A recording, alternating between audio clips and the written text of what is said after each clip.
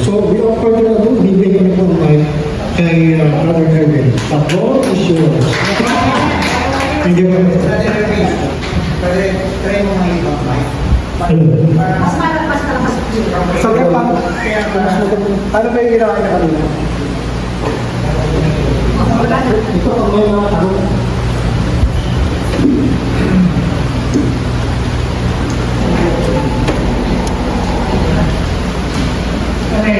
Ay, babalik na. Ano ba yan? One.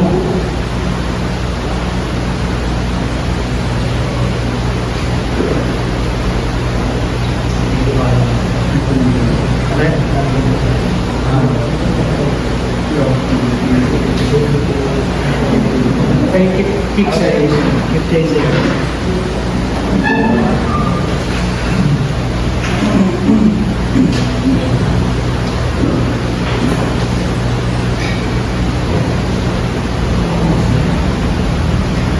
Okay, praise the Lord. Hallelujah. Welcome po sa ating first and ever first joint fellowship ng Brotherhood at saka ng WMU, no? Praise the Lord po at sa wakas magkasama na po tayo ngayon. Okay? So, gaya ko na sinabi ni Pastor Sunny, ito po hindi lecture, no? Hindi po ito para turuan kayo na makipag-debate, no? Kundi ang objective po talaga natin, no, ay para maunawaan natin ano ba yung pinaniniwalaan natin. Okay? Pero bago po ang lahat, tayo po na po ay dumako sa panalangin at humingi ng gabay sa Panginoon. No? Panalangin po tayo. Maraming Diyos na dakila sa lahat. Salamat po, Panginoon, sa pagkakataon ito na ipinagkaloob mo sa amin upang kami po ay magkasama-sama at matuto ng inyong mga salita. Panginoon, ang aking pong kahilingan, gabayan niyo po ako sa aking pong pagpapresent. Tulungan niyo po ako, Ama, na magamit ang mga tamang salita. At gayon din, Panginoon, ikaw po sana ang tumulong at magbukas sa puso at isipan ng bawat isa na narito na makikinig ng aming pong tatalakayang doktrina.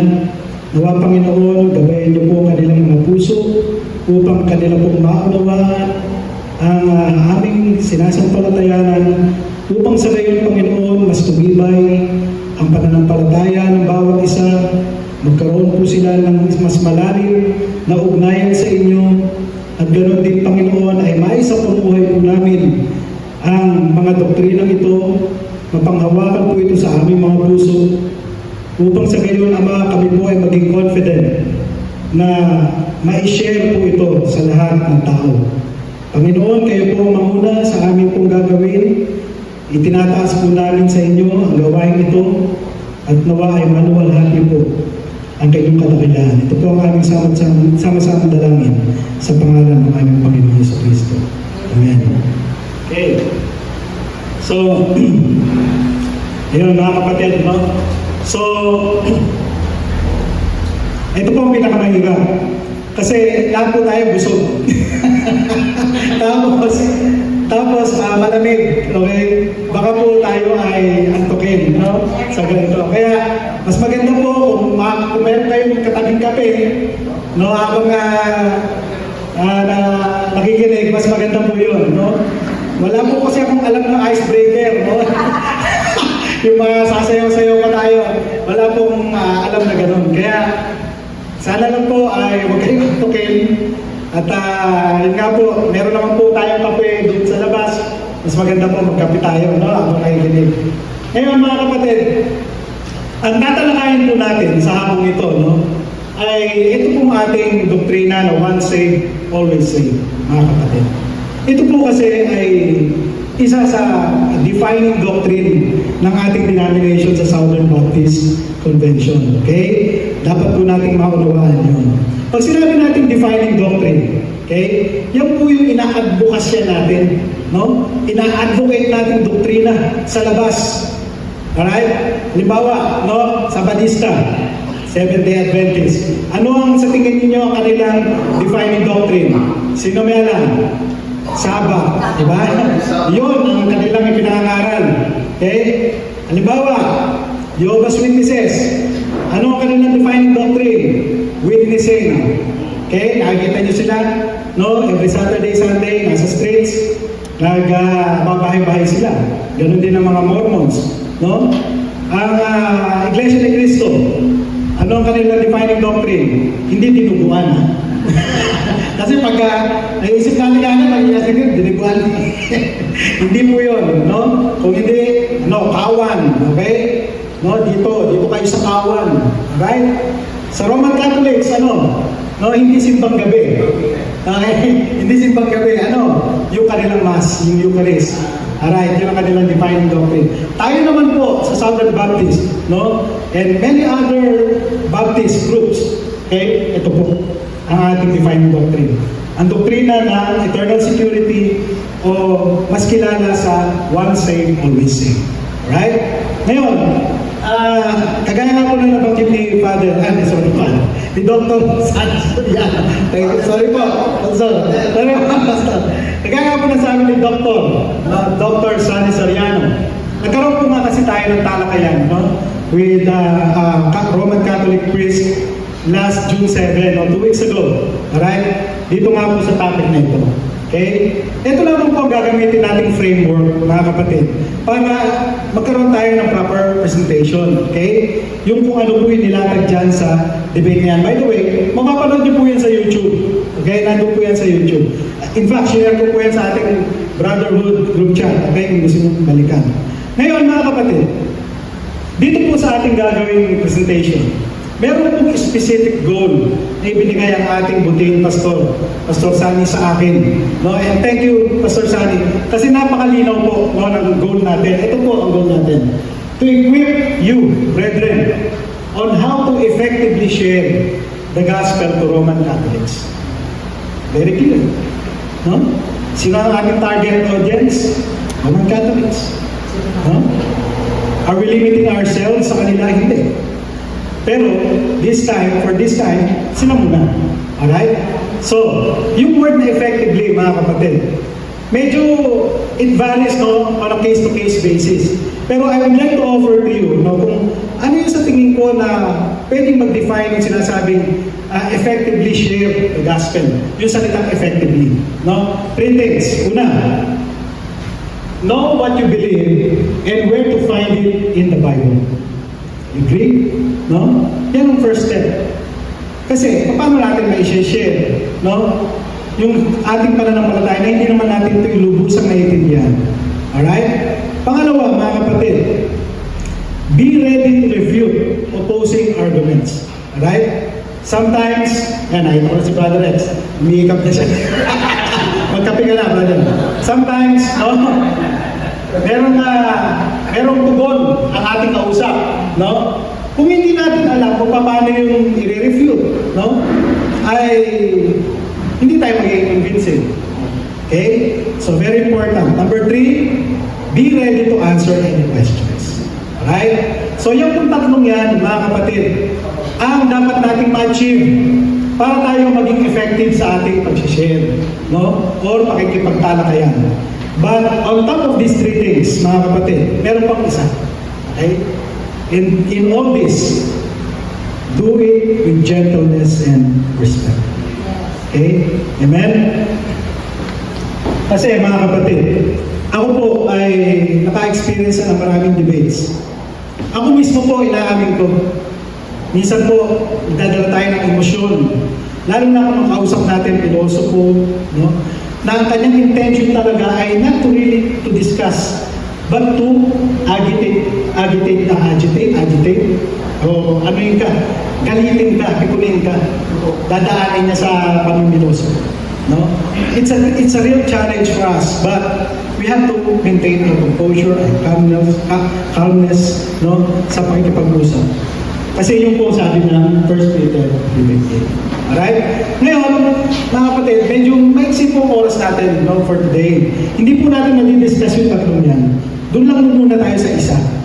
At kung loloopin ng Panginoon, kung aalaw pa ni Pastor Sunny, dadako tayo sa pangalawa, sa pangatlo, sa mga susunod nating fellowship. Okay? So, umpisa na po natin.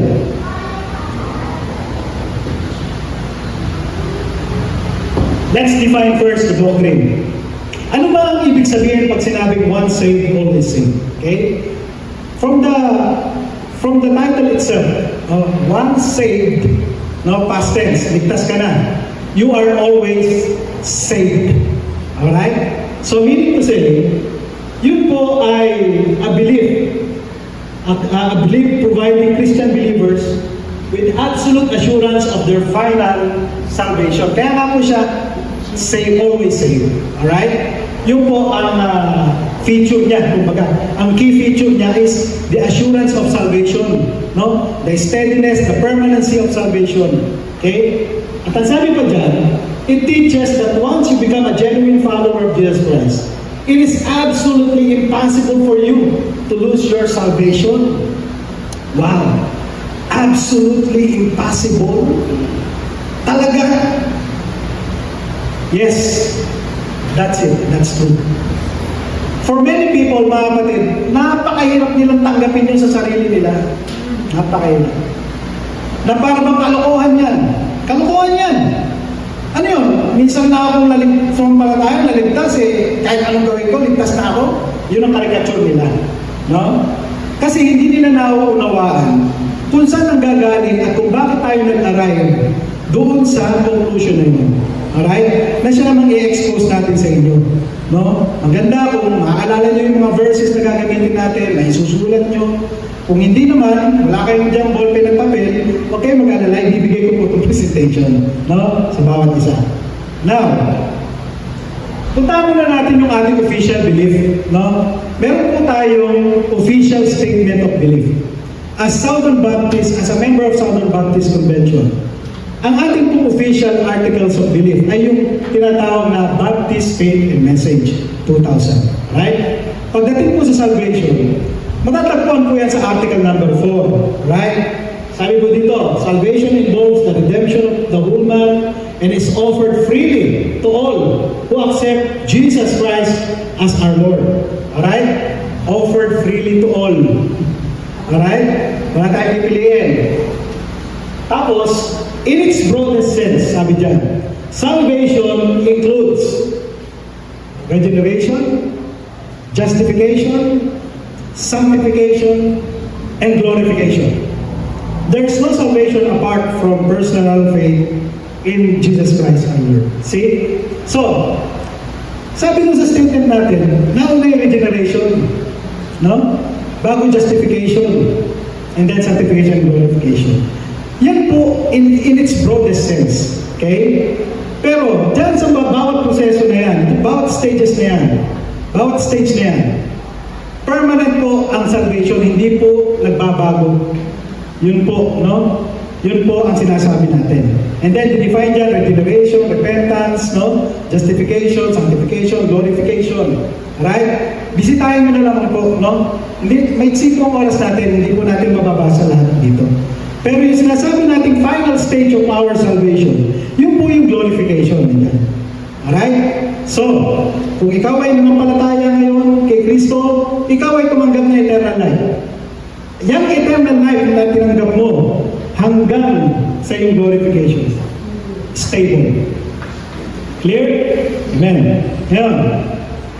Doon naman po sa talagang official statement natin tungkol sa eternal security, matatagpuan sa Article 5B, Paragraph B. Okay? Ito ang sabi, all true believers endure to the end. Ano daw? True believers. Yun ang qualifier. Okay? Lahat po ba tayo dito ay true believers? Praise the Lord. We hope na lahat po tayo. Dahil hindi tayo nakakabasa ng puso ng bawat isa. No? Pero we believe na tayo po talaga ay true believers. Okay? Now, those whom God has accepted in Christ and sanctified by His Spirit will never fall away from the state of grace but shall persevere to the end. You see? No? Hindi tayo mawawala sa state of grace, tayong lahat ay magpipersevere. Gaya ng discussion, pinesent kanina, sa sermon kanina ni Dr. Santiago. No? Opo. Hindi po, I'm so proud of that. Kaya gagamitin ko na po yung title na yun from now on. Alright? So, Persevere to the end, lahat ng true believers. Kahit na minsan nadadapa ka, no? Kahit minsan nangihina ka, pero hindi ka tuluyang mawawala. Ikaw ay babalik at babalik sa pag-persevere sa iyong pananampalataya. Okay? Believers may fall into sin through neglect and temptation, whereby they grieve the Spirit, impair their graces and comforts, and bring reproach on the cause of Christ, and temporal judgments on themselves. Yet they shall be kept by the power of God through faith unto salvation. Ayun ang dahilan kung bakit ka nagpe-persevere. You are kept by the power of God through faith unto salvation. Alright? Dahil hawak-hawak ka ng Diyos. Yun ang dahilan kung bakit tayo secure sa ating salvation. So yan po ang doktrina natin, mga kapatid. No? Ngayon, ang tanong, ikaw na miyembro ng Joy in Christ Church, bakit kaya si Dr. Sunny Soriano na ating head pastor, no? Is that correct mandate, ano? Pero, so be it, no? Totoo naman yun. Tayo ay binibigyan ng mandato to do this, no? To share the gospel to Roman Catholics, no? Why is it as a member of Joy in Christ Church we need to do that? The answer, mga kapatid, no? Unang-una, ito po kasi ang utos ng Panginoon sa atin, no? Matthew 28:19, malinaw, go therefore and make disciples of all nations. Okay? Yung disciples po dyan, hindi disipulo mo. Ha? Baka yung iba, akala, make disciple, disipulo mo. Hindi po, disciple ni Kristo. No? Kaya kailangan natin silang tawagin, kailangan natin silang i-preach ang gospel, share ang gospel, para sila ay maging disipulo ni Kristo. Mga tagusunod ni Kristo. Okay? So, yan po ay utos sa atin. No? Sabi kanina ni Pastor Sani, yung mga totoo, yung mga sumasamalaya, sumusunod yun. Yun ang nagde-define sa totoong Kristiyano. Yung marunong sumunod. Alright? Alright? Then, sabi pa sa 2 Corinthians 5:20, we are all ambassadors of Christ. No? Taga-representante tayo ng Panginoon. No? Ginagamit po tayo ng Panginoon to make an appeal to all people. We implore you on behalf of Christ, be reconciled to God. Tayo yung instrument na yun. No? Kaya dapat po natin ma-internalize yan sa ating mga sarili, mga kapatid. Bilang miyembro ng Joy in Christ Church at ng miyembro ng Invisible Church ng Panginoon sa Kristo. Okay? Sabi nga sa 1 Peter 3:15, always be ready, always being prepared to make a defense to anyone who asks you for a reason for the hope that is in you. Okay? Ano po yung hope na yan, mga kapatid? No? Sabi, kailangan lagi tayong handa to make a defense doon sa pag-asa na yun. Ano ba yung pag-asa natin na yan? No? Yan po ay walang iba kundi yung ating salvation. Sabi sa 1 Peter 1:3-5, yan po yung living hope natin. No? Kaya tayo nagsisimba, kaya tayo nandito, nakipag-fellowship because of that. No? Because of the salvation na tinanggap natin. Okay? Yan ang ating sinasampalatayanan. Kasi nga po, no? Sabi sa Hebrews 11:1, faith is the assurance of things hoped for, the conviction of things not seen. Okay? So yun ang pagkakaroon ng faith. Hindi pa kasi natin nakikita di ba? Spiritual pa lang yung tinanggap natin. Pero mahayag yan sa pagbabalik ng Panginoon pag binigyan na tayo ng glorified body. Pero dahil na hindi pa natin nakikita talaga with our eyes, no? Kahit na gano'n, we are so convicted na talagang yun po ay mangyayari sa atin. Yun po ang klase ng saving faith, mga kapatid. No? Kaya tayo mayroong assurance. Yun po ang faith. Ngayon, ano ba yung salvation na yun? That is the gospel. Kaya nga siya good news. Gospel is good news. Okay? Saan natin matatagpuan ba yung gospel na yun? No? Dito po ang isa sa 1 Corinthians 15:1-4. Okay? Ito po ang magandang starting point kung ano ba talaga ang Ebanghelyo. Sabi po dito, now I will remind you, brothers, of the gospel I preached to you, which you received, in which you stand. Alright? For I delivered to you as of first importance what I also received, sabi ni Pablo, that Christ died for our sins in accordance with Scriptures. This is the first point of the gospel. Okay? Meron pa pong kasunod yan, kaya may dot yun. Alright? Pero dito muna tayo mag-focus mga kapatid. Ano ba ang dahilan? Bakit ba kailangan mamatay ang Panginoon? Dapat naunawaan po natin itong mabuti. Okay? Yun ang tanong. Kasi po, mga kapatid, no? Kaya sinabing in accordance with Scriptures. Kasi talagang nandun po yan sa Isaiah 53. Alright, sabi, no? Surely He has borne our griefs and carried our sorrows, yet we esteemed Him stricken, smitten by God, and afflicted.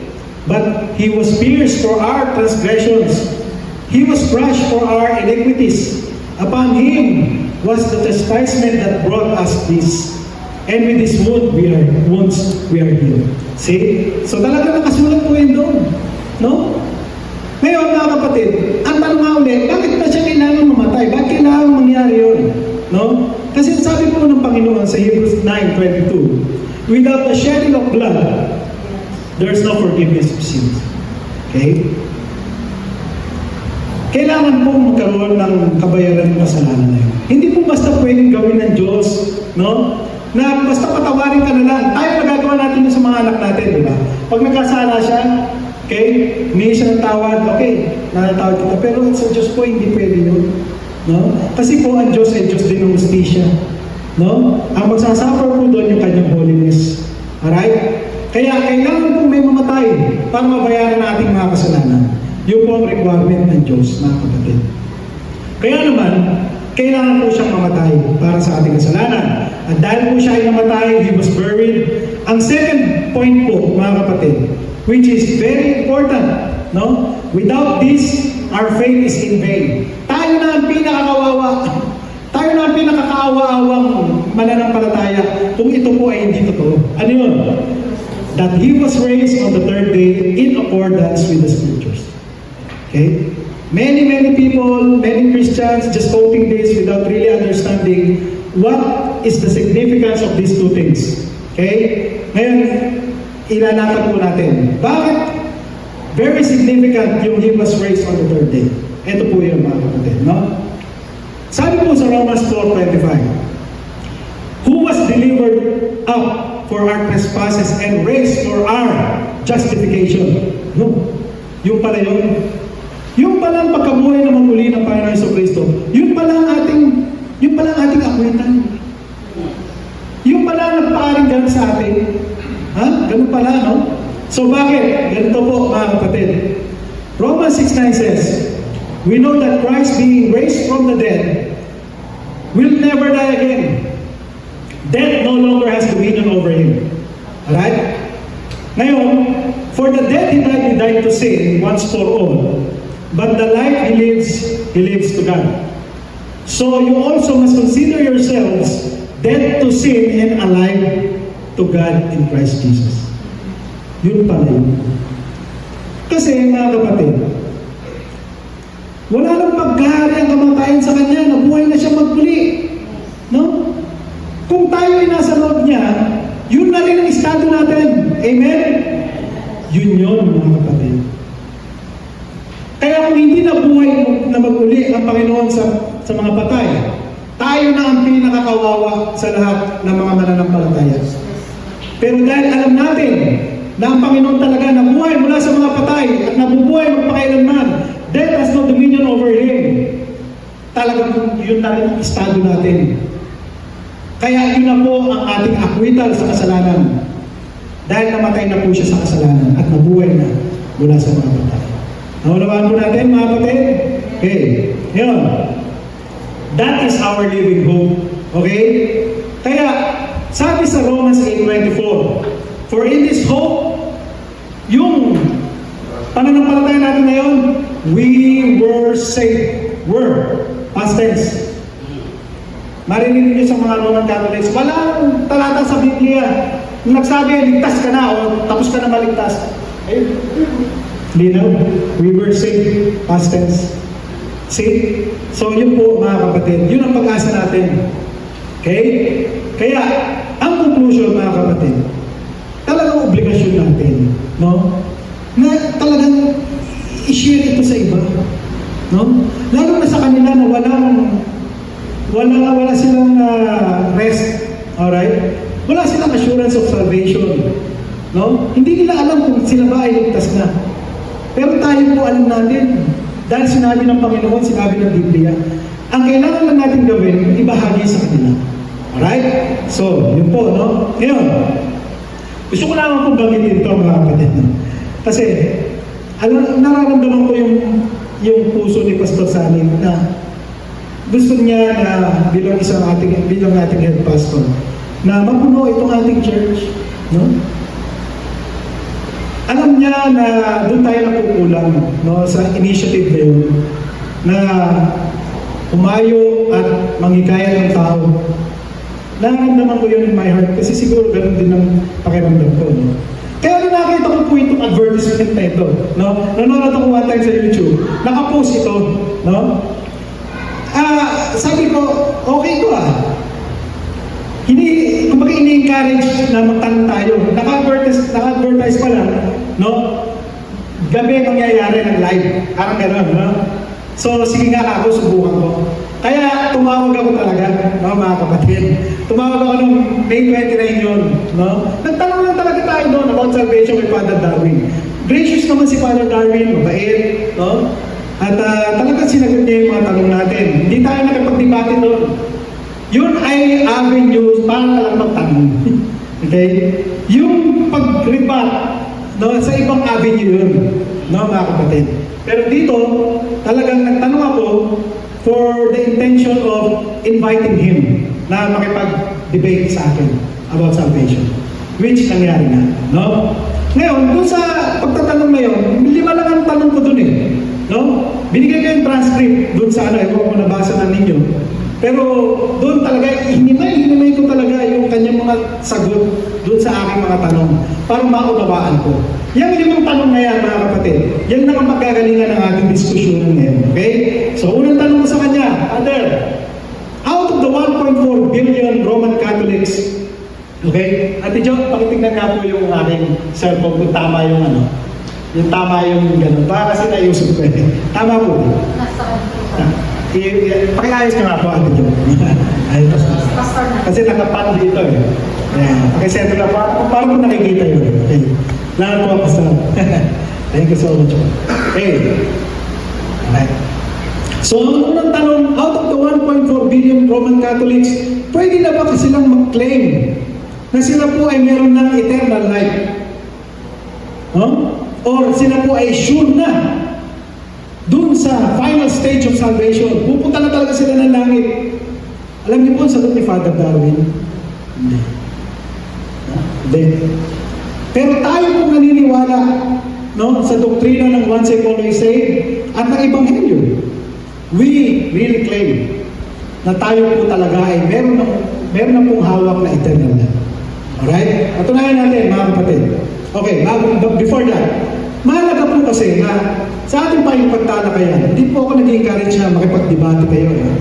Pero, mas maganda po kasi talaga kung alam natin ang kanilang doktrina.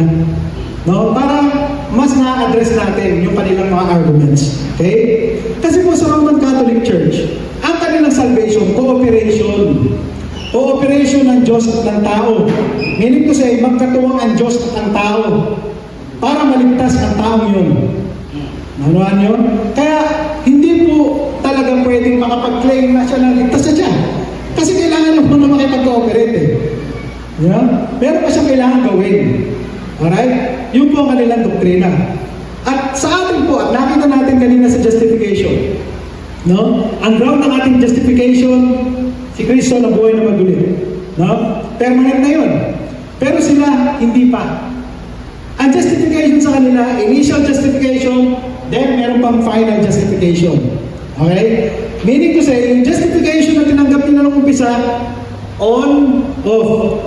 On, off. Pag nakagawa sila ng kasalanan, tanggal ang justification. Pag sila humingi ng tawad, balik ang justification. On, off. Away, bati sila ng Diyos. Ganun po. No? bago sila magkaroon ng final justification. Kasi it includes sanctification. Yung kanilang pagkumpisal, pagsunod sa utos, yun na po yung sanctification. Medyo talagang magkaibang definition natin ng justification with Roman Catholics. Okay, mga kapatid? Ngayon, nawawala yung justification na yun the moment na sila ay nakakagawa ng natawag nilang mortal sins. Okay? Kasi sa Roman Catholics, they define sin in two ways. Mortal sins and venial sins. Alright? So meron silang ganon. Na hindi natin matatagpuan sa Bible, by the way. Meron silang ginagamit na text to prove that. But close analysis reveals na hindi po tama ang kanilang paggamit ng mga talatang yun. But hindi po yun ang subject ng ating discussion. So, nawawala ang kanilang justification. Tingnan, ano ba yung mortal sins? Alright? Wala talaga silang listahan ng mga kapatid. Wala. Pero pag sinerch na sa Google, hindi na nakita sa kasi. Nung sinerch sa Google, ano ba yung mortal sins ng Roman Catholics? Okay? Ito ang lumabas. Paglabag sa Ten Commandments, no? Pag ikaw deliberately missing the Mass, blasphemy, atheism, apostasy, sexual sins, fornication, adultery, rape, prostitution, acts contrary to the nature of human sexuality, ano pa? Hatred of neighbor, desiring grave harm to others, slander, greed, tsaka yung 7 deadly sins, no? Pride, lust, envy, gluttony, wrath, slothfulness. Yun, sabi. Okay? Tanong, sino naka-perfect? Sino ba ang dinanainggit? Sino dito ang wala ng pride? Sino? No? Yan pa lang yan. Sino sa kanila nagsisimba linggo-linggo? Attending the Eucharist? Mamaya, may statistics.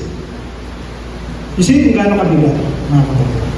No? And yet, malabang mo maging guilty ka sa isa niyan, tanggal ka sa justification.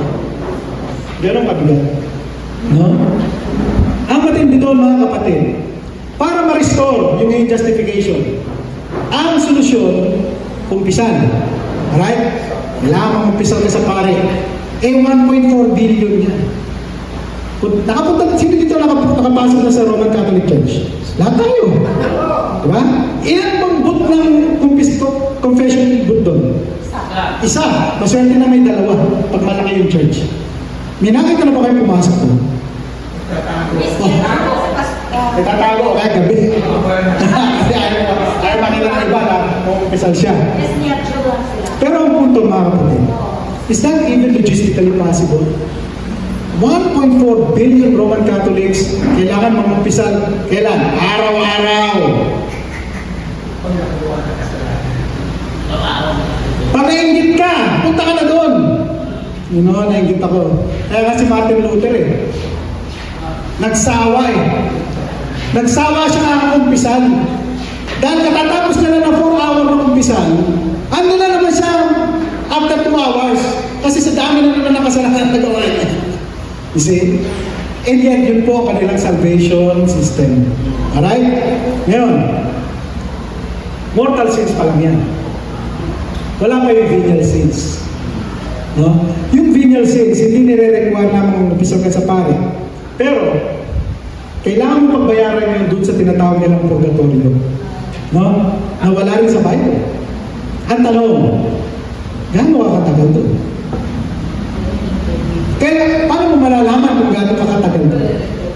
Baka 1 milyon taon na, kulang pa sa dami ng yung venial sins. You see? So, anong punto, mga kapatid? No? Walang chance na maligtas ka. That's the reality. See? Pero nakita natin ang ebanghelyo kanina, di ba? Napakasimple mo. Kaya, this gives us the urgency, mga kapatid. Okay? So, dito sa Pilipinas, sabi ng statistics, 56% lang ang nagsisimba. Sa US, mas malala, 29% lang. Pag deliberately hindi ka nagsimba, mortal sin. Paano yun? So, you see, mga kapatid, kailangan po nilang ibanghelyo. No? Kailangan po natin mag-reach out sa kanila. Tayo na tumanggap ng biyaya ng Panginoon. No? So, pagka kayo nagka-mortal sin, loss of sanctifying grace, and it causes exclusion from Christ's kingdom and eternal death of hell. Okay, kita nyo na? Kaya talaga hindi pwede mag-claim na once saved, always saved. Kaya gano'n na lamang po sila ka-oppose doon sa ating doktrina. Kung mapapansin ninyo. No? Gano'n nila talaga i-denounce yun.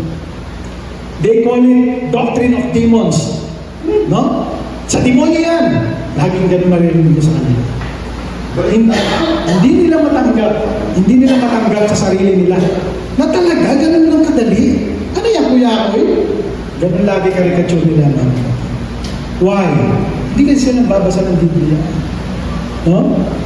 Nakaasa lang sila doon sa misa. No? Yun po ang katotohanan. Ngayon, ito po yung mga sacraments. No? Hindi ko na isa-isa sa iyo. Meron silang 7 sacraments. Ang ano dyan, ang sentro pagdating sa salvation, yung Eucharist at saka yung confession. Okay? Yun. Lalo na yung Eucharist. Yun ang kanilang central pillar doctrine. Yung misa. Okay? Pero ano sabi ng Biblia, mga kapatid? Salvation belongs to the Lord. Alright? Wala tayong makikita sa Bible na salvation is cooperation between God and man. Nada. Wala. Ito, ang nakasulat. It is a monergistic work of God.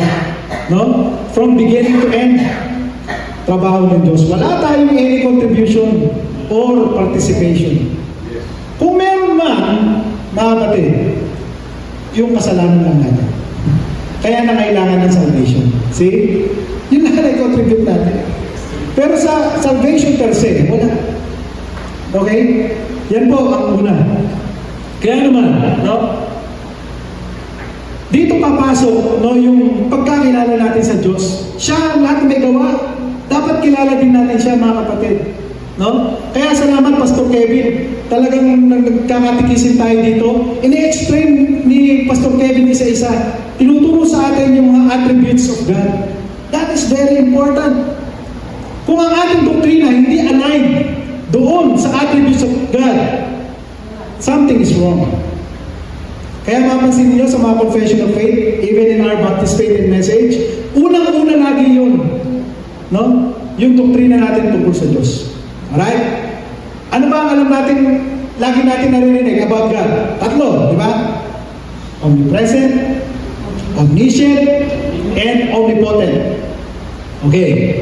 Kung trabaho niya pala yun, at siya ay all-powerful, at siya ay all-knowing, yung end result nun, sigurado o hindi? Of course, sigurado. Kita na ninyo, mga kapatid? No? Yan po, kaya yung crucifixion, sabi ng Acts 2:23, no? That is according to the definite plan and foreknowledge of God. Talagang plano yun from eternity past. Kung yun ay pinlano niya, ginusto niya yun, at may purpose siya doon. At sigurado ma-accomplish yun. Hindi yun pwedeng mag-frustrate. Sabi ng Psalms, nalimutan ko yung talata, no? Hindi, stands forever ang plano ng Diyos. Alright? Kaya, sabi dito sa Acts 4:27-28, no, to do whatever your hand and your plan had predestined to take place. Yung crucifixion, predestined. Kung yun ay predestined, predestined din ang pinaglalaanan nun ng crucifixion na yun. Amen? Yun ang minsan hindi nakikita ng iba. Okay? Kaya naman, mga kapatid, tingnan nyo mabuti ha. Kaya kanina narinig ko expositional, no? Expository preaching. I praise God! Na ang church natin talagang yun. Mga pastor natin, yun ang ginagawa. Pag sinabi mong expository, no? Exegetical, grammar, syntax, okay? Historical settings, context, yun. No? Hindi yung nag-a-apply tayo ng idea natin sa text, hindi. Kung ano yung sinabi, yun ang sinabi. Dapat ganun. Alright? Ano sabi? 1 Timothy 1:9, who saved us and called us to a holy calling, Not because of our works, see? But because of His own purpose and grace, which He gave us in Christ Jesus. Kailan?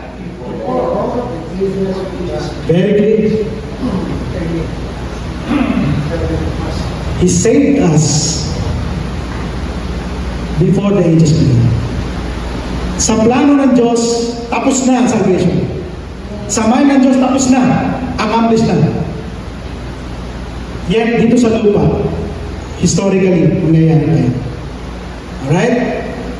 Kaya kung ikaw ay tumanggap ng salvation, talagang sumampalataya ka, hawakan mo. Dahil hindi pwedeng mabaliwala ang kapangyarihan ng Diyos. Doon pa lang, magsaya ka na. No, kapatid? Kaya nagkaroon ng plano ng Diyos, ng plano of salvation. Kasi in His omniscience, no? Alam niya na ang kanyang nilikhang mga tao ay mahuhulog sa kasalanan. Alright? Alam niya yun. He is not the author of sin, but He decreed it. No? Sabi nung iba, pinayagan niya yun. So be it. Pero ang term ng Bandilola dyan, decree. Dinecree niya yun as a sovereign Lord. But, it's different from He is the author of sin. Magkaiba yun, mga kapatid. No? So, hindi natin didiscuss yun ngayon dito. Basta, alam niya na mahulog sa kasalanan ng tao. Kaya kailangan magkaroon ng plan of redemption. At yun na nga nangyari. Romans 5:12, just as sin came into the world through one man and death through sin, so death spread to all men because all sin. Okay? Lahat ng tao naging makasalanan dahil sa pagpasok ng kasalanan, dahil sa ginawa ni Adan. Alright? Kaya naman, both Jews and Greeks are all under sins. No one is righteous, no, not even one. All have sinned and fall short of the glory of God. Ano yung glory of God? Yung kanyang perfect holiness. No? Sino sa ating mga kabukul? No? Wala.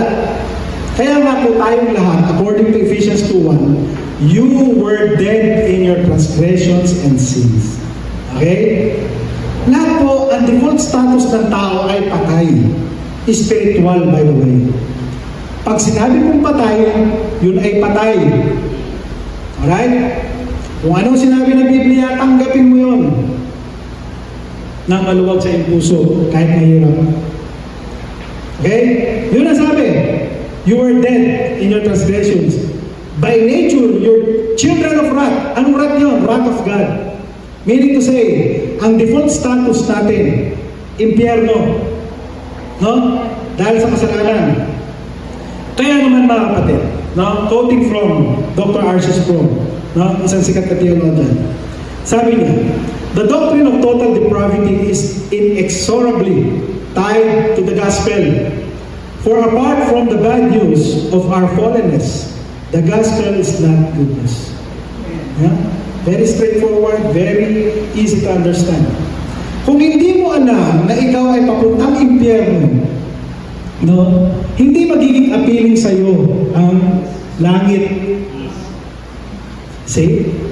Kaya nga nabanggit ko kanina, many months or years ago, no, na one time, sanay na kasi ako mag-aircon no? Tapos nag-run out. Sabi ko, unbearable. Wala, hindi ka makakatulog. Ang init. Yung init na naramdaman ko na yun, i-multiply mo yun ng 1 trillion times. Yun ang init sa impyerno. Not forever. That is true. No? Kaya kung mahal natin ang mga pamilya natin, dapat yun ang motivation natin. No, mga kapatid? Kung malalaman nyo ng tao na yun ang kanyang patutunguhan, no? Magiging appealing sa kanya ang Ebanghelyo ng Panginoon. No? Kaya nga, Romans 5:6 sabi, we were still helpless. No? Powerless, weak. Yan ang tao because of sin. Okay? Kaya, sabi mismo ni Pablo kahit sana, Romans 7:18, for I have the desire to do what is right, but not the ability to carry it out. Tanong, Kristiyano na ba siya dito? Yes. Why? Tanging Kristiyano lang ang magkakaroon ng ganyang klaseng desire. Alam niyo bakit?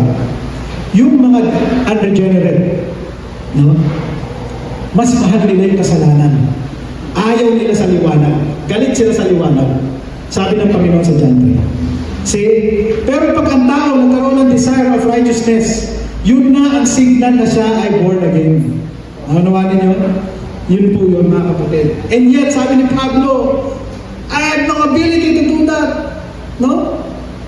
Yung gusto kong gawin, the good things, hindi ko magawa. Pero yung evil things na ayaw kong gawin, siyang ginagawa ko.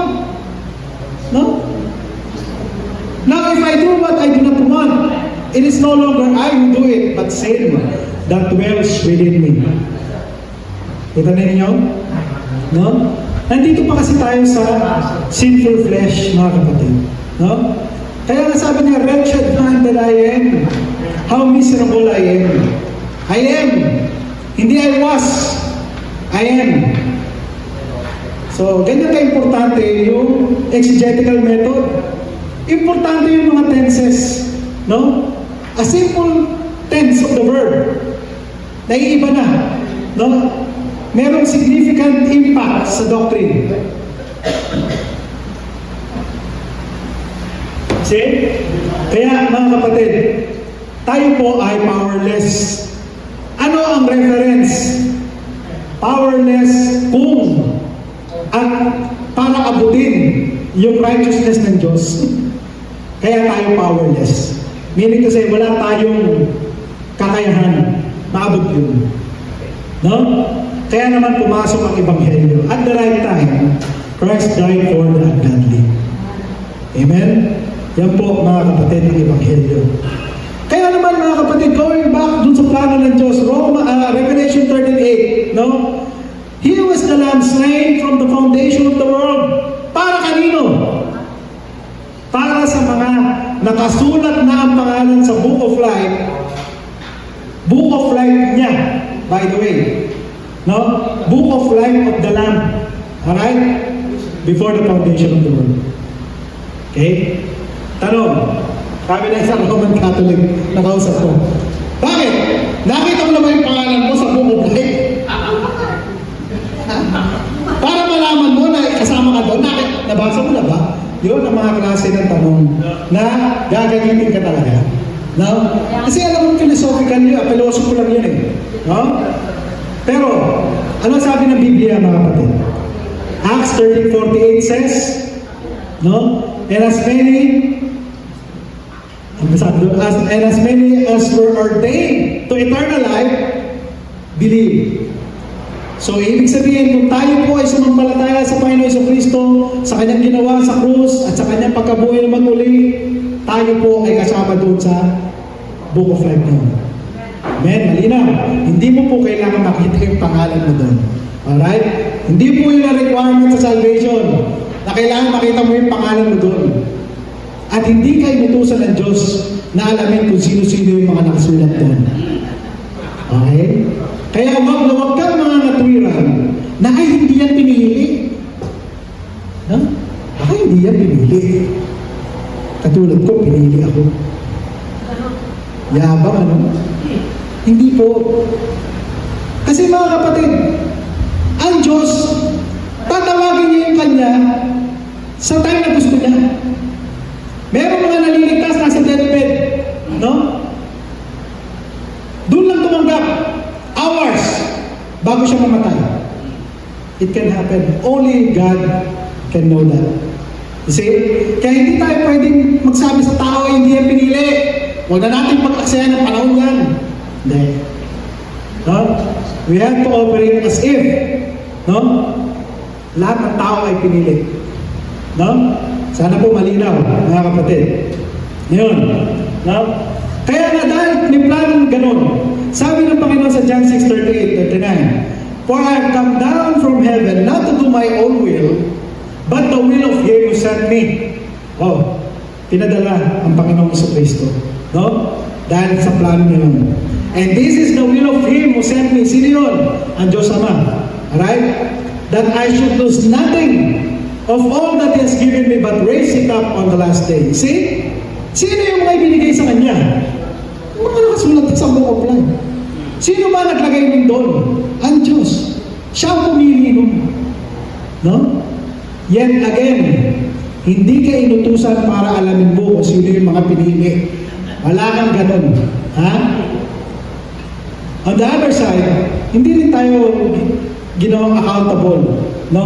Na alamin kung sino yung mga pinili. Alright? Leave it to God. Wala tayong dapat maging excuse na ganun, mga kapatid. Pero we are saying that because it harmonizes, it fortifies our belief kung bakit secured ang salvation. Nakuha nyo? No? Kaya walang may iwan doon sa mga binigay kay Kristo. Wala kahit isa. Lahat yung bumuhay on the last day. Yun ang guarantee ng ating glorification. No, mga kapatid? No? Yan ang pagpapakita ng Diyos ng pagmamahal sa atin. No? Sa atin na mga makasalanan. Christ died for us. See? No? Kailangan po niyang mamatay. Kailangan may magbayad ng ating kasalanan. No? 1 Peter 2:24, He Himself bore our sins in His body on the tree, that we might die to sin and live to righteousness. By His wounds, we have been healed. See? This text, no? Talagang gumigiba sa Roman Catholics. Bakit? Dahil sa kanilang system, yung venial sins nila, sila ang magbabayad. Sila ang magbabayad ng punishment. Pero wala po tayong matatagpuan ganun sa Biblia. No? Wala. Sabi dito, si Kristo lang.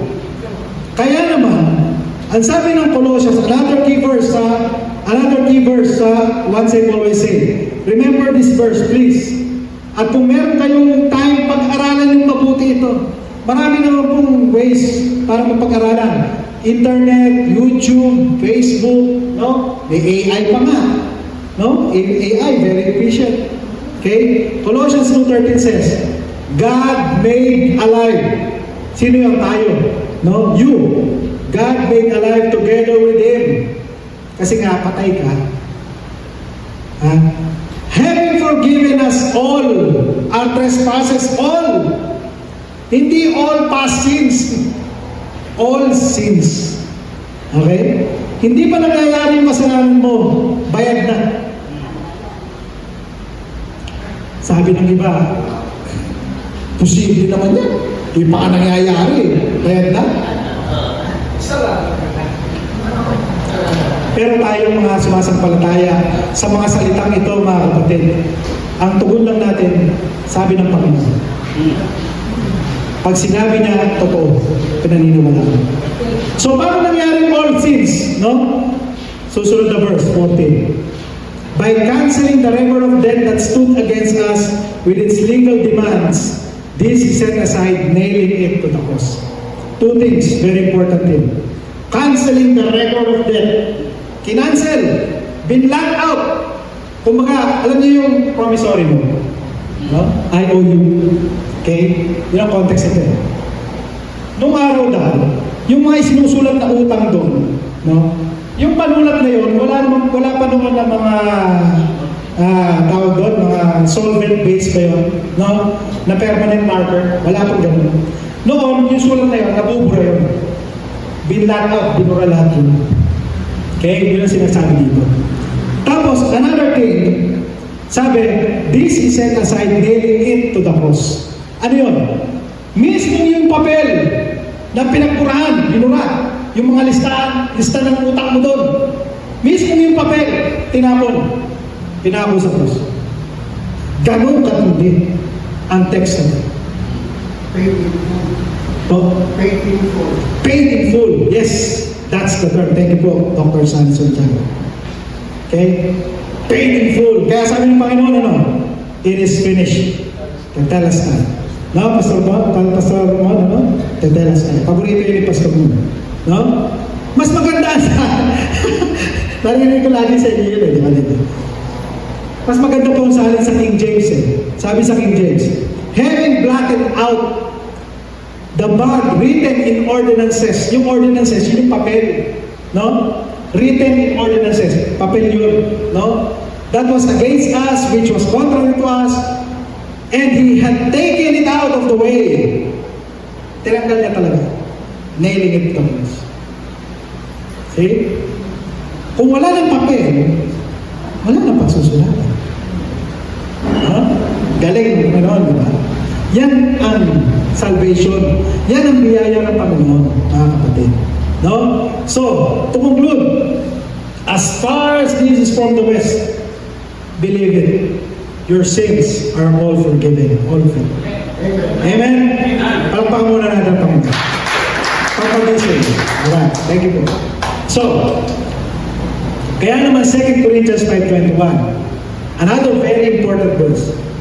For our sake, He made Him to be sin who knew no sin, so that in Him we might become the righteousness of God.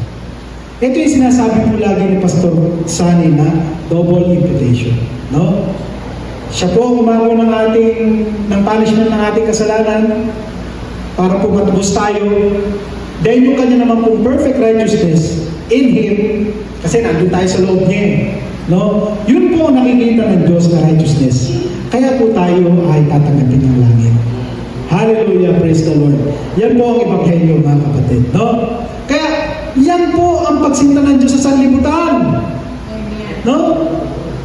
Kung ang Diyos na creator of the whole universe, in all His majesty and power, lahat yun, nagpakahambol dito sa lupa, bumaba dito, pumasok, nagkatawang tao para mamatay sa krus, para hamakin siya doon, para lang sa atin.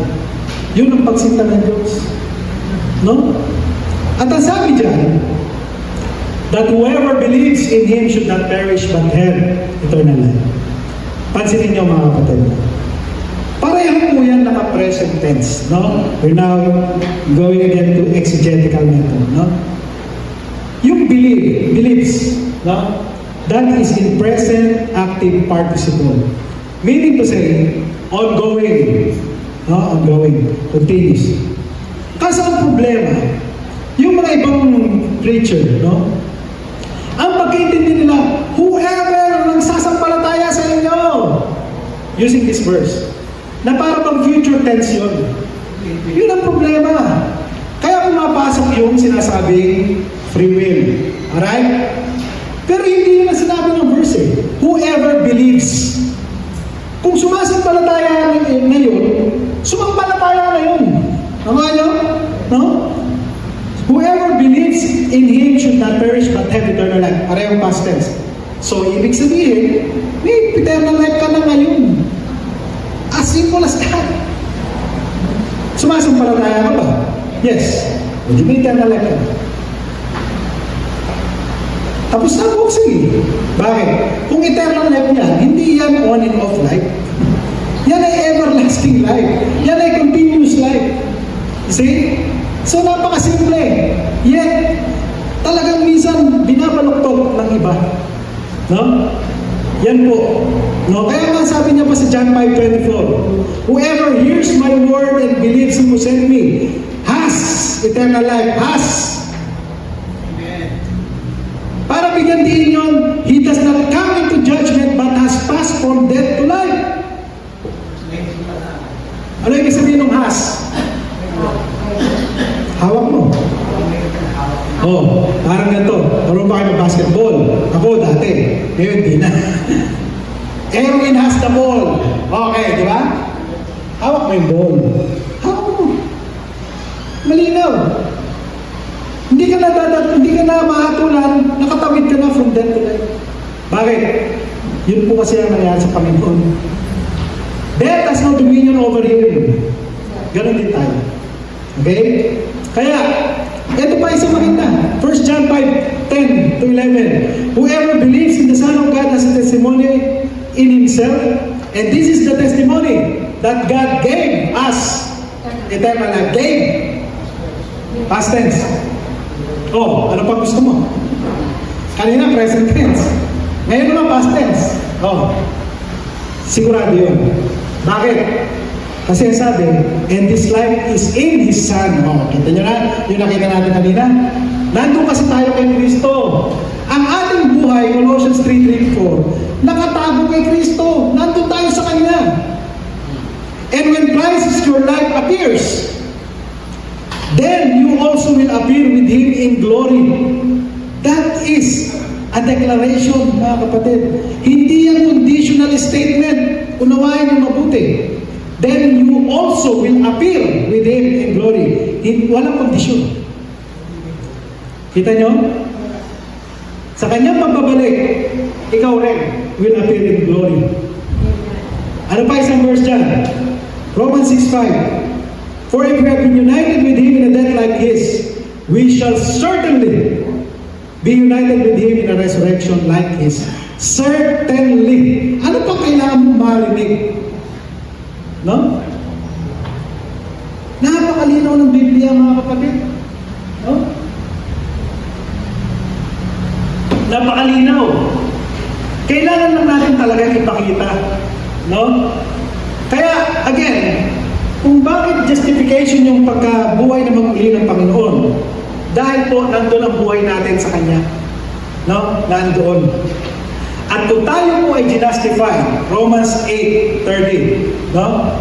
For those whom He predestined, yung mga sinulat sa Book of Life, He also called. Tatawagin yun sa Ebanghelyo. And those whom He called, He also justified. Dahil talagang sasampalataya yun. And those whom He justified, He also what? Glorified. Hindi will glorify. Hindi. Glorified, past tense na yun. Kaya ang ating justification, mga kapatid, ay permanent hanggang glorification. See the implication of that verse? Yun po, no, ang guarantee ng ating salvation. Now, I hope lahat tayo na-experience ito. No? Pero I hope din na some of you ay nagagawa talaga, no? But I doubt. Kung tayo talaga iligtas na, mga kapatid, no? Bakit ba nagkakasala pa tayo? No? Minsan man natatanong natin sa sarili natin. No? Ako po, talaga nalulungkot po ako pagka talagang nagkakasala. Hindi po ako nagyayabang, no? Pero yun po talaga nararamdaman ko. Ayaw ko nang magkasala. Pero for some reason nagkakasala. No? Pero mga kapatid, ang consolation ba or whatever, no? Ang maganda doon, kung nakakaramdam tayo ng gano'n, na lungkot, mapighati sa ating puso, every time nagkakasala tayo, yun na ang manifestation ng ating pagiging born again. No? Pero talagang magkakasala pa po tayo, mga kapatid. Pero tingnan natin ang sinabi ng Panginoon. Because I live, you also will live. Kaya importante yung resurrection niya. No? Bakit? Kasi po, tayo nagkakasala pa. Kasi nga nandito tayo sa planted flesh. No? Yes, may pagsunod tayo. Yes, gusto natin sumunod. Pero nakagawa ba natin ng perfect? Hindi. No? Si Pablo nga, hindi niya kaya eh. Tayo pa kaya. No? Praise the Lord. Dahil siya nabubuhay na magpakailanman, nag-mediate siya sa atin dun sa langit bilang high priest sa New Covenant kung saan tayo napapaloob sa New Covenant. Okay? At dun sa New Covenant, dun niya ipinangako ang eternal inheritance, yung ating glorified body. Okay? Kaya tayo patuloy na nalilinis sa ating mga kasalanan. But, mga kapatid, hindi po yan po pwedeng maging excuse sa atin para tayo ay manatiling magkakasala o mabuhay sa pagkakasala. No? Dahil kung mahal natin ang Panginoon, naiintindihan natin ang sakripisyong ginawa niya bilang makapangyarihang Diyos na Sovereign Lord, yet nagpakababa para sa atin. Yung pagmamahal natin sa Kanya, mahihiya tayo eh. No? Mahihiya tayo sa Kanya. Hindi tayo nagpapakabanal dahil takot tayo. Hindi, ganun sila. Yung mga hindi paligtas na hindi alam ang Ebanghelyo. Kaya sila nagpapakita, sila yung sumusunod kasi takot sila. Dahil nga, anytime, ang Panginoong Jesucristo sa kanila parang may karit. Pag nagkasala sila, patay. Tapos balik. Okay, ganun. Tayo po hindi. Kaya tayo sumusunod dahil mahal natin ang Panginoon. See? Kaya siya guaranteed, mga kapatid. Si Kristo po ang nagagarantiya ng promise na eternal inheritance. Yes, salvation is a promise, mga kapatid. But it doesn't follow na kung promise yan, future pa yan. Nakuhaan natin? No? Parang ganito, anak, I promise you, I love you. See? Ibig ba sabihin na yung pagmamahal mo sa future pa? Hindi. Mahal mo siya. You are promising Him. Ganon din ang salvation. Kaya lang yung iba alam niyo ginagawa. Promise pa yan eh. Kung promise pa yan, future pa yan. Wrong. See? Siya po ang garantor ng promise eternal inheritance. Promise yun. No? At dahil na siya nabubuhay na magpakailanman, hindi na siya mamamatay, doon siya sa langit, He holds His priesthood permanently. Because He continues forever. Consequently, He is able to save to the uttermost. He is not trying to save. Hindi. He does not make salvation possible. Hindi. He is able to save. Kita niyo yung pagkakaiba nun. No? Talagang kaya niyang magligtas. Kasi nagbubuhay siya magpakailanman. No? Those who draw near to God through Him, since He always lives to make intercession for them. Tayo yun. Okay? Kaya tayo patuloy na ligtas, mga kapatid. Kaya tayo secure sa ating salvation. No? Sana naunawaan na natin. Ano? Kaya, sinasabi ko natin na hindi talaga yan pwedeng maging excuse para sa ating pagkakasala. Bakit? Tandaan natin, the Lord disciplines the one He loves and chastises every son whom He receives. See? Meron pong pagdidisiplina ng Diyos at it can be very severe, mga kapatid. That's true. Kaya Philippians 2:12, work out your own salvation with fear and trembling. No? Do not become proud but fear. Okay? Magkaroon po tayo ng takot sa Diyos. Mga kapatid. No? Hindi po excuse sa atin na dahil tayo ligtas na, pwede na tayo mamuhay. Hindi. No? Tandaan natin ang pagdidisiplina ng Diyos. Kaya salamat sa Kanya, siya ay nabubuhay na magpakailanman.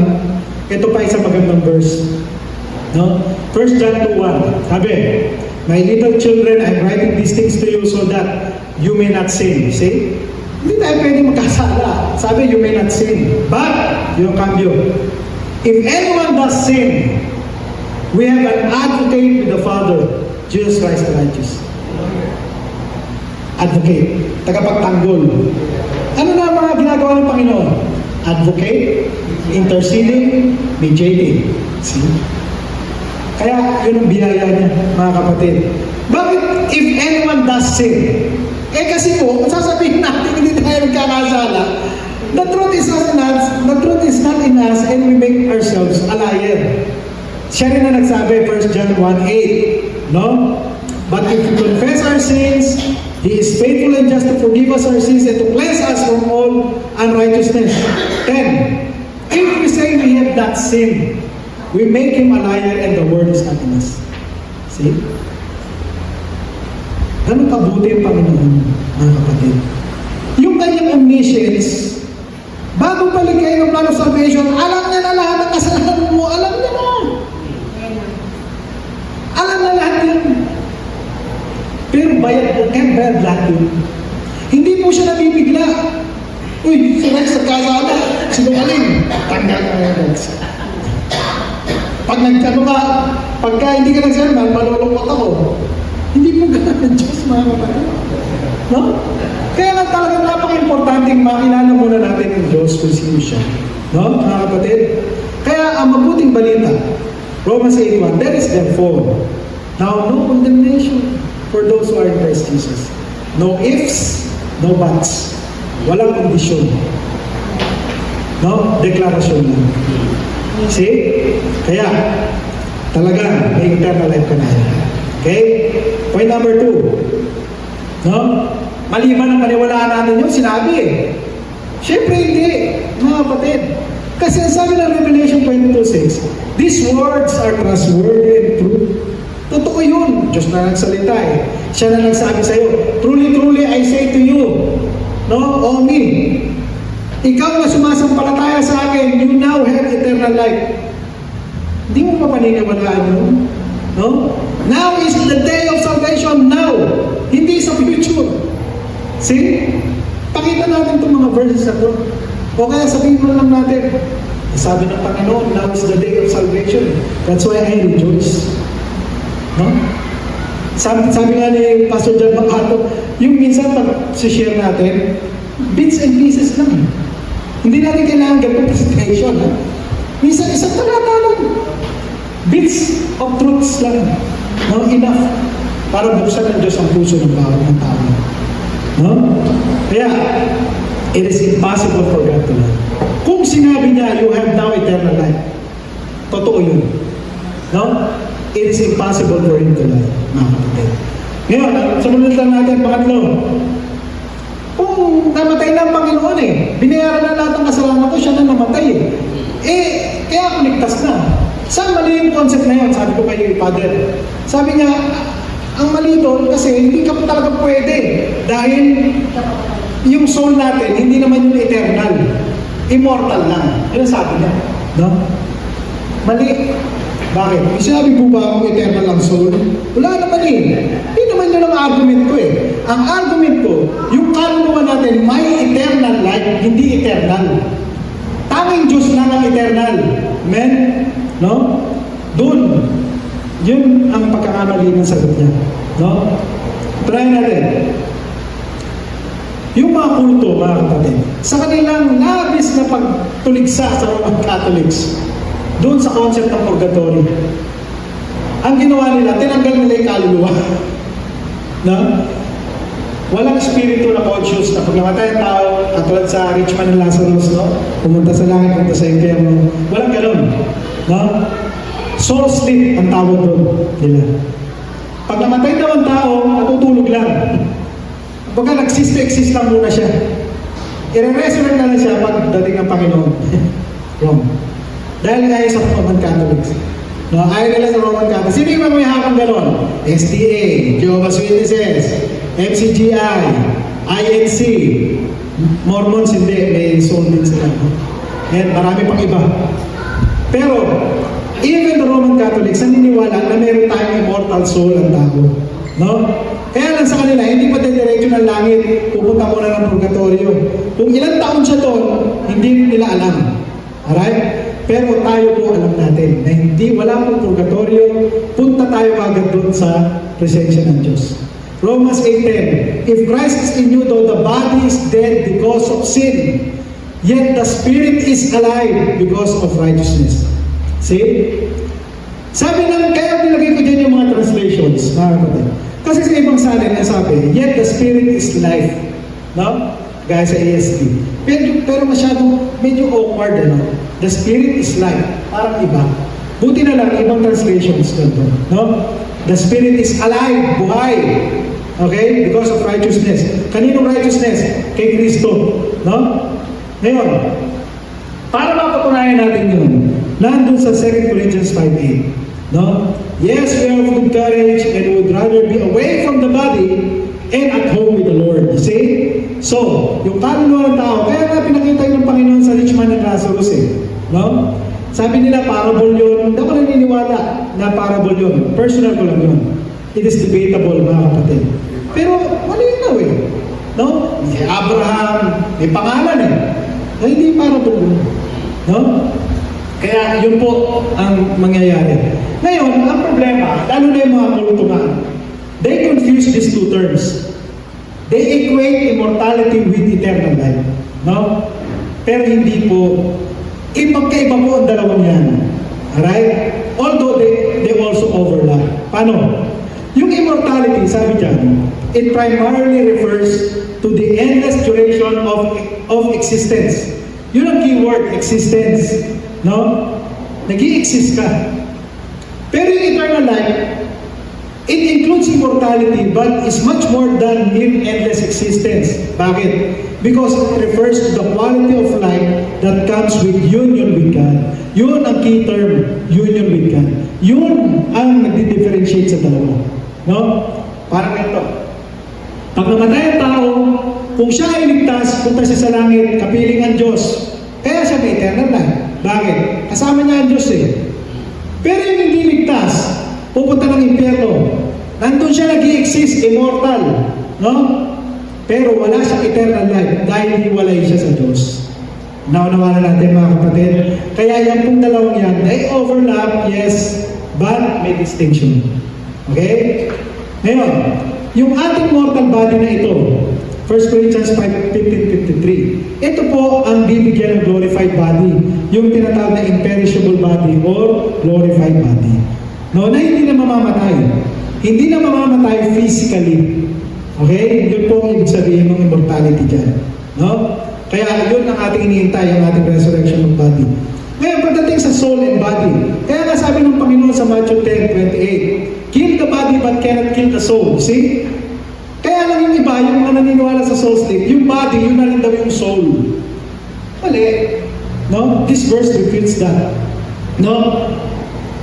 Pag sinabing kill, put to death. Alright? So, ibig sabihin, pwedeng mamatay yung body, yung kaluluwa, mamamatay din pag wala siya sa Panginoon. Okay? Sana malinaw na mga kapatid. Okay? Yung destroy dyan at saka kill, although different Greek terms, pero pareho po ang meaning niyan. No? Equivalent po yan mga kapatid. Okay? Kaya, pagdating sa eternal life, tingnan niyo ang definition ng Panginoon. John 17:3, and this is eternal life, that they know you, the only true God, and Jesus Christ whom you have sent. See? So you know. Yun ang sinasabing relationship, union with God. No? Yung know dyan, hindi lang basta kilala mo ang Diyos, hindi. Kundi talaga meron kang intimate relationship sa Diyos. Kaya napansinin niyo yung mga pastor natin, sinasabi nila sa atin, dapat magkaroon ka ng personal na relasyon sa Diyos, kay Kristo. Yun yung pagkakaroon ng eternal life. No? Eh, ang Diyos ay omniscient. No? Eh, bakit kung alam niya na lahat ng kasalanan natin, binayaran niya pa? Bakit pa tayo humingi ng tawad? See? Bakit nga ba? Kasi nga, meron tayong personal na relasyon. No? Yun yun, mga kapatid. Pero hindi tayo humingi ng tawad. Dahil may impyerno tayo, hindi tayo makahingi ng tawad. Hindi ganun. No? Hindi po ganun. Pero sa ibang mga false churches, pag hindi ka nakahingi ng tawad, may isa kang kasalanan, hindi mo nahingi ng tawad sa kanya, namatay ka, impyerno ka. Maria. Sino maliligtas naman? In the first place, naalala mo ba lahat ng kasalanan mo? No? Hindi. Okay? So yun mga kapatid, no? Kaya, eternal life is not really endless existence. It is knowing God through Christ. No? Kagaya na sinabi sa Revelation 6:9, yung mga soul, no? Doon sa langit, talaga nandun sila, nagka-cry out sila, no? Pero, yung mga souls na yan, Revelation 20, they came to life. Kailan yun? Sa first resurrection. Kaya, tayo po ay mauunang i-resurrect. At mag-ahari na tayo kasama ni Kristo for 1,000 years. Bago naman i-resurrect, bago magkakaroon ng tinatawag na Great White Throne Judgment. No? I-resurrect naman yung mga unsaved. Okay, second resurrection. Bibigyan sila ng body suitable for hell na hindi na obliterate. Okay? Yun yung mga kapatid. Kaya, talagang kahit mamamatay pa tayo dito sa lupa, tayo po ay may eternal life na. No, mga kapatid? So, tanong ko kay Father, pangapat, yung Roman Catholics na sumama sa Roman Catholic Church, ano ba tinanggap noon? Eternal life o probationary life? Bakit probationary? No? Kasi yung po term ng mga kulto eh. No? Ng mga SDA, Mormons, Jehovah's Witnesses. Maririnig nyo sa kanila yan. Close of probation. No? Kasi yung tinanggap nila, probation lang. Probationary life. Ano ba yung meaning ng probation? No? Yung probi. Lalo nyo ba yung term na probi? Ay, probi pa lang yan. Sa trabaho, di ba? Pag first 5 months mo sa trabaho, probi ka pa lang. Hindi ka pa regular. Kahit Under observation. under observation ka pa. Under testing ka pa. Ha? Pag ikaw sumalto, hindi mo na-meet ang criteria ng company. Hindi ka maliregular. Hindi ka mariregular. Yun sila. Pero sabi ng Father, hindi, wala kaming term na yan. salvation na wala kami yan. Pero hindi niya rin masabi ng eternal life. Bakit? Sakto rin sa doon. Basta sinabi niya lang, promise. Alright? Pero, mga kapatid, malinaw. Has eternal life. Agad. Okay? Pag tinignan natin sa Greek yung word na has, echo, no? It means to have, to hold, to possess. Okay? The present tense signifies a current ongoing reality. Current ongoing reality. Alright? Kaya siya present active, indicative. Okay? Malinaw. Hindi ko naman sinabing gawin nyo yan, ano? Sa mga kausap nyo. Hindi kailangan yan. Pero talagang added value lang yan sa atin. Maganda lang alam natin talaga yan. No? Talaga para maging confident tayo. Kaya nga tignan yung Amplified Bible or sinandwich already has eternal life that is now possesses it. See? Already na possesses it pa. Sinandwich niya. See? Kaya talaga totoo, mga kapatid. No? So conclusion, hindi po on and off life yan, kung eternal life ha. Yan po ay everlasting life. Last point. Right. Ang talagang punto ni Father, hindi pa pwede. Kaya ito yung sinabi nito ni Dr. Sally Santiago. I really love that.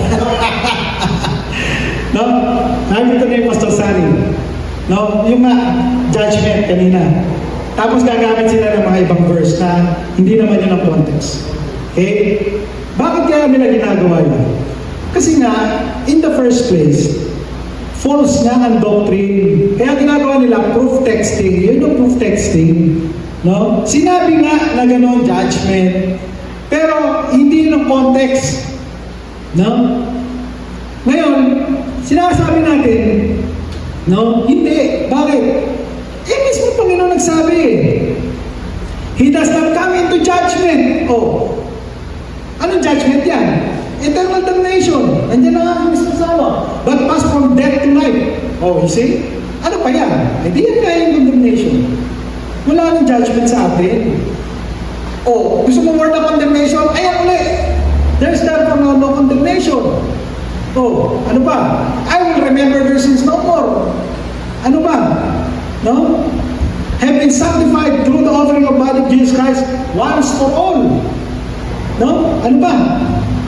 We have now received reconciliation, atonement, full atonement, sabi nga ni Pastor Sanyo na, fully paid. Ano ba? Has perfected for all time. Sino? Yung kanyang ginawa, hindi yun. Sino na perfect? Tayo, those who are being sanctified. See? Sabi ni Father John, na perfect daw yung ginawa ni Cristo sa krus. Hindi yun. Those tao yun. No? Mga kapatid, tayo yun. Kaya nga, mga kapatid, ang ating talagang pinakamatibay na verse sa eternal security, yung John 10:27, 29. My sheep hear my voice, I know them and they follow me, I give them eternal life, and they will never perish. Alam niyo yung never dyan, umay. The strongest emphatic negation in Greek language. Double negative. No? Talagang never, never, never. Hindi sila mapapahamak. No one can snatch them out of my hand. Hand of the Father's hand. See? Kung may impyerno ka pa, kanino ka napunta? Hindi kay Satanas.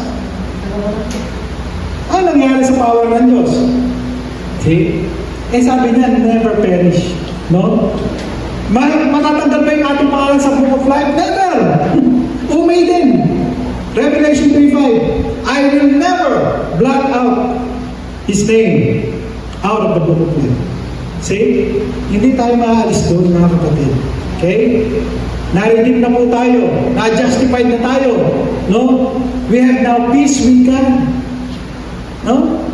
Hindi tayo away-bate. Away-bate. Nagkakasala tayo away-bate. Hindi ganun. No? Pwede tayong disiplinahin ng Diyos, pwede na tayong i-deny. No? Kaya sa, ano ba verse yung Pastor? 2 Timothy 1:13 na tayo. If I'm not mistaken, 2:13, if I'm not mistaken. If we deny Him, He will also deny us. Ang akala ng iba doon, tanggal salvation mo, dininay ka ng Diyos. Mali! Pwede tayong i-deny sa ating prayers. As part of pagdidisiplina sa atin. Pero hindi ibig sabihin na tinatanggal tayo ng salvation, hindi. Ano pa sumunod doon? No? Maganda. If we are faithless, He remains faithful because He cannot deny Himself. See? Yun ang eternal security, mga kapatid. Kaya nga, tayo po ay glorified na, mga kapatid. No? Yan ang dahilan, mga kapatid. Kaya, yung He was buried, Christ died for our sins, He was buried, and He was raised on the third day. Naunawaan natin. No? Kung bakit, yan ang ebanghelyo. No, mga kapatid. Okay? Kaya nga, Romans 1:16, 17. No? In relation sa ating goal, what is that? To effectively share the gospel to Roman Catholics. Okay? I am not ashamed of the gospel because it is the power of God for salvation to everyone who believes, to the Jew first and also to the Greek. For the gospel reveals the righteousness of God that comes by faith from start to finish. As it is written, the righteous will live by faith. Okay, kaya nangyaring faith alone for salvation. Okay? Pero yung faith na yan ay hindi alone. Dahil siguradong may pagsunod yan, kagaya na sinasabi ni Pastor Sana. Pero yung pagsunod mo na yun sa mga commands for sanctification, hindi yun ang ground ng ating salvation. Tanging ang ginawa ng Panginoon sa Kristo. No, mga kapatid? That's why, last verse, no? Sabi sa 2 Corinthians 3:4-5, such is the confidence that we have through Christ toward God. No? That is our confidence, mga kapatid. Huwag tayong mahiya. Ay, hindi ako marunong. Ako marunong magsalita. Yes, kapatid. Ako hindi ako dahil marunong magsalita. Pero salamat sa Panginoon. No? Again, hindi natin kailangan, no? Hindi natin kailangan i-explain, ilatag to. Isa-isa lang. Isa-isa lang. Bunot ka lang na isa. Bato mo sa kanya. Pag nakita kayo ulit, bunot ka ulit ng isa. Bato mo sa kanya. Ganun lang. No? And let the Holy Spirit work. No? Hindi tayo binigyan ng accountability ng Diyos na kailangan ma-persuade mo siya. Kailangan makumbinsin mo siya na manimalataya. Hindi. Ang inutos sa atin, proclaim the good news and leave the rest to God. No, mga kapatid? So, wala hindi yan. Yan pala yun. Tapos na po, no? Tapos na po ang ating presentation, no, mga kapatid? Again, yun lamang pong first, no, ang tinalakay natin. Yung knowledge mo na Ebanghelyo. Okay? Then, yung 2 and 3, kung gugustuhin ni Pastor Sani at pumasa ako sa kanya ngayon, ay pwedeng natin gawin. No? But, hayaan natin dun sa providence of Diyos. Manalangin na tayo, mga kapatid. Maraming salamat sa pagkakataon na ito, Panginoon, na pinagkaloob po sa amin. Salamat po sa kanila pakinggan. Panginoon, salamat po sa kaunawaan ng inyong mga salita, sa clarity ng inyong mga salita, Panginoon, na siya namang aming pinangahawakan. Panginoon, bigyan niyo po kami ng lakas, bigyan niyo po kami, Panginoon, ng kakayahan, bigyan niyo po kami, Panginoon, ng tapang upang ipangalat ang mabuting balita na ito, Panginoon. Tulungan niyo po na kami. Ito po ang aming dalangin sa pangalan ng Panginoon Jesucristo. Amen. Thank you.